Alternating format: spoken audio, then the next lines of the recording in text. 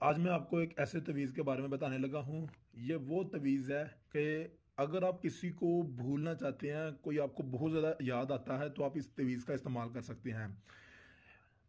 For example کہ آپ اپنے کسی یار دوست کو، کسی لور کو، کسی اپنی دوست کو بھولنا چاہتے ہیں، وہ آپ سے دور چلا گیا ہے یا اللہ نہ کرے اسے کچھ ہو گیا ہے، تو آپ اسے بھولنا چاہتے ہیں تو یہ والا تویز استعمال کریں۔ یہ تویز آپ کے ذہن سے اس کی یادوں کو، اس کے خیالات کو اس طرح مٹائے گا جیسے ریزر ٹچی پینسل سے لکھے ہوئے الفاظوں کو مٹاتا ہے۔